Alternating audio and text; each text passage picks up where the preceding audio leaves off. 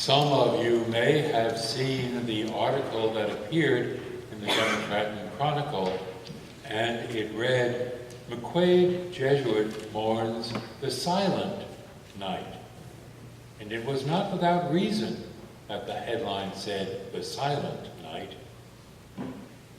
I say that because, we Jesuits are asked to select readings and music for our funerals. John wrote what he wanted for the music, but of the readings, he was silent. He wrote, "Oh, whoever is in charge."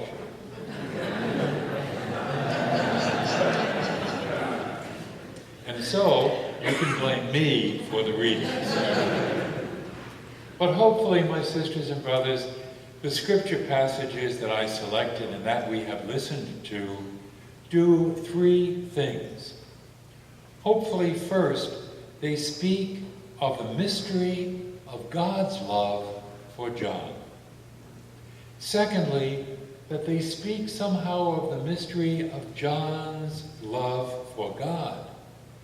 It was that love which moved John to respond, "Take, Lord, and receive all that I am and all that I have. It is all yours." And thirdly, hopefully the readings speak to us of the mystery of John's love for God's people. The mystery of God's love.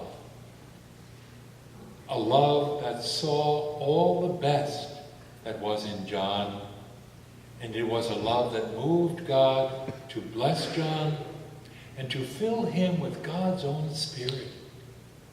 It was that Spirit, as the letter to the Ephesians reminds us, who was at work enabling Christ to live in John's heart.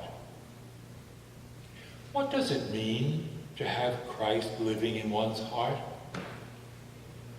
The Gospel of John gives us an answer. No one, John writes, has ever seen God. The one who is closest to his Father's heart has made God known.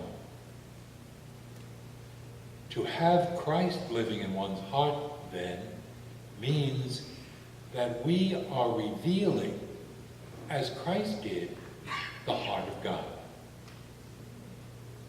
And to have Christ living in one's heart means that, like Christ, we reveal the heart of God by who we are and what we do. And the Gospel of Luke reveals and describes the ways in which Jesus did reveal the heart of God. Listen to what Jesus said of himself as he began his work.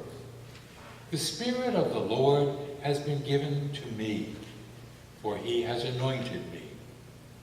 He has sent me to bring the good news to the poor, to proclaim liberty to captives, and to the blind new sight, to set the downtrodden free, to proclaim the Lord's year of favor."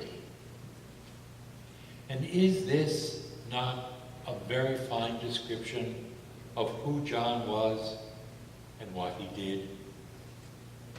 Like Christ, the man for others, John was truly, in who he was and what he did, a man for others.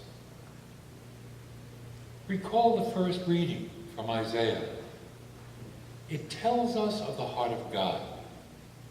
"Do not be afraid, for I have redeemed you. I have called you by your name.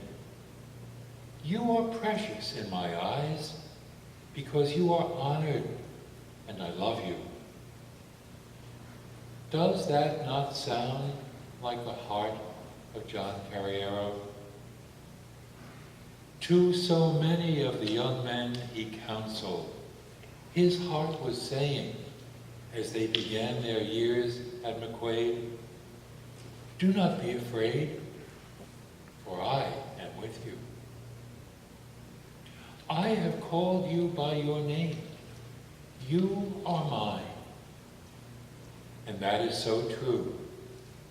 Father Carriero never forgot a name. And always, somehow or other, he stayed with those he counseled, knowing where they went on to college and to whom they were married and where their children went to school. That was John. John Carriero was indeed revealing the heart of God because Christ was living in his faith, in his heart, through faith.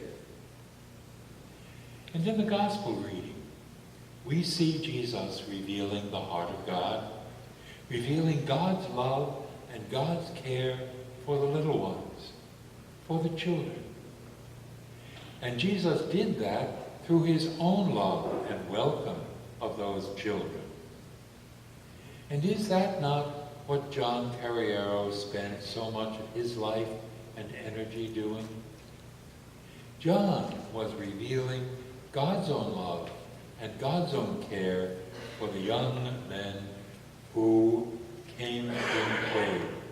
And he was doing that through his own love and care and welcome of so many.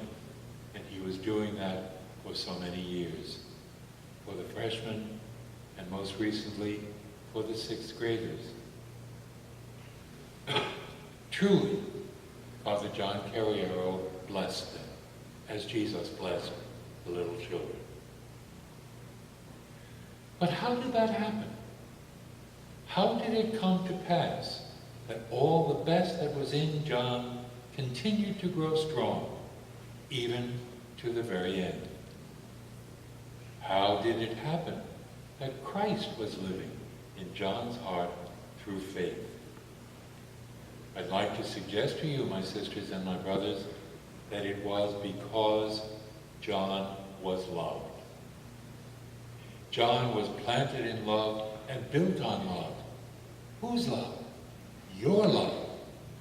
The love of his family, the love of his colleagues, the love of those he so deeply cared for. And through your love, John came to know the love of Christ. And knowing the love of Christ, with Christ living in his heart, John, like Christ, at the very end could say, as his companion Jesus said, "Into your hands I commend my spirit." And John, like Jesus, is now, we believe, filled with the utter fullness of God. My sisters and my brothers, let us too pray that the power of God's Spirit will be at work in us, so that Christ will be living in our hearts as Christ lived in the heart of Father John Carriero. For it is God's power working in us that can do infinitely more than we can ask or imagine.